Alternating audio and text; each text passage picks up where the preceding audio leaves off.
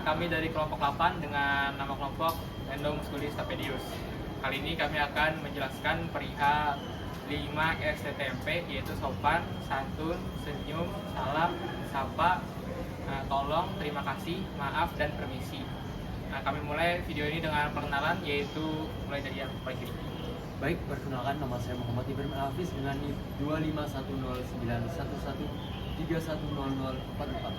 Kenalkan, nama saya Ali Abdillah Putra Rifani dengan NIM 2510911210019. Perkenalkan, nama saya Ken Christopher Jangkang dengan NIM 2510911210004. Kenalkan, nama saya Sirin Zafira Hutangalung dengan NIM 2510911220036. Perkenalkan, nama saya Alira Syakarina dengan NIM 2510911320036. Perkenalkan, nama saya Khalida Bagarisa dengan NIM 251091113200020. Perkenalkan, nama saya Dina Afinia Dinata dengan NIM 251091113200036. Perkenalkan, saya Aulia Nabila Istoriah dengan NIM 2510911220042.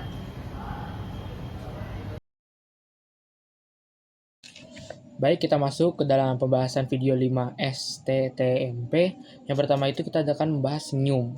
Senyum adalah kebiasaan sederhana yang sering dianggap sepele, padahal memiliki pengaruh yang besar dalam membangun hubungan yang baik dengan orang di sekitar kita. Saat kita tersenyum, kita tuh menandakan bahwa kita tuh adalah ramah, siap berinteraksi dengan orang tersebut, dan kita juga terbuka gitu, tidak mengabaikan satu sama lain.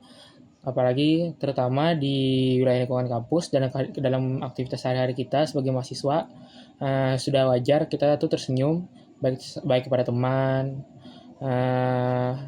kepada orang yang angkatannya berbeda, lalu juga kepada dosen dan aktivitas akademik yang lain yang berada di lingkungan kampus, maupun juga di luar kampus. Hal itu menandakan bahwa kita adalah orang yang ramah dan tidak mengabaikan satu sama lain. Dilanjutkan oleh teman saya. Nah, selanjutnya adalah menyapa. Menyapa merupakan bentuk perhatian sederhana yang bisa memberikan dampak besar bagi orang lain. Sapaan kecil seperti hai, halo, dan selamat pagi dapat membuat seseorang merasa dihargai dan diakui keberadaannya. Dengan menyapa, kita menunjukkan bahwa kita bukan hanya hadir secara fisik, tetapi juga hadir secara sosial. Dalam kehidupan kampus, sapaan ramah dapat memperkuat hubungan antar mahasiswa, mencairkan suasana saat pertama kali masuk kelas, dan membuat lingkungan menjadi lebih akrab. Kebiasaan menyapa juga membantu menciptakan jaringan pertemanan yang luas, karena orang akan lebih mudah merasa dekat dengan individu yang ramah dan tidak segan memulai interaksi. Kemudian lanjut ke bagian salam. Memberikan salam merupakan bagian dari etika berkomunikasi yang menunjukkan bahwa kita menghargai orang lain ketika bertemu atau memulai percakapan. Salam membawa nuansa positif dan menandakan bahwa kita membuka interaksi dengan sikap baik. Ketika diterapkan di lingkungan kampus, misalnya ketika masuk kelas, bertemu dosen, atau berjumpa teman-teman baru, salam dapat memperkuat rasa hormat dan membantu menjaga suasana tetap tertib dan nyaman.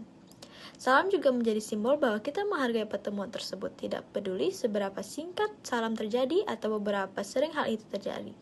Dengan membiasakan salam, kita ikut menciptakan lingkungan sosial yang lebih rukun dan saling menghargai. Lalu poin yang keempat adalah sikap sopan dan santun. Sikap sopan dan santun menjadi fondasi yang paling utama, menjadi fondasi yang paling dasar dalam melakukan interaksi sosial. Sikap sopan dan santun adalah bagaimana cara kita untuk berbicara, bagaimana cara kita untuk mendengarkan, dan bagaimana cara kita untuk menghargai batasan-batasan yang telah tiap orang buat. Sikap sopan dan santun bukan hanya bagaimana cara kita berperilaku baik, tetapi juga bagaimana cara kita mengetahui kapan kita harus bicara, kapan kita harus mendengarkan, dan bagaimana kita untuk bersikap dalam berbagai situasi di kehidupan sehari-hari.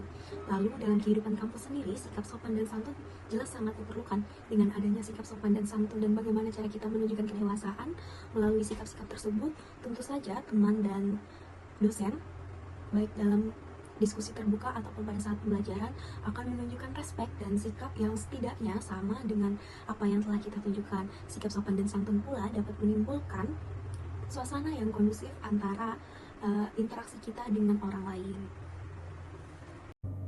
Mengucapkan kata tolong saat meminta bantuan menunjukkan bahwa kita menghargai waktu, tenaga, dan perhatian orang lain. Kata ini membuat permintaan kita terdengar lebih sopan dan tidak terkesan memerintah. Dalam kehidupan sehari-hari, baik di rumah, di tempat umum, maupun dalam aktivitas kampus, meminta bantuan dengan kata tolong menunjukkan kerendahan hati dan pengertian bahwa orang lain tidak wajib memenuhi keinginan kita. Ketika digunakan dalam kerja kelompok atau saat meminta penjelasan dari teman ataupun dosen.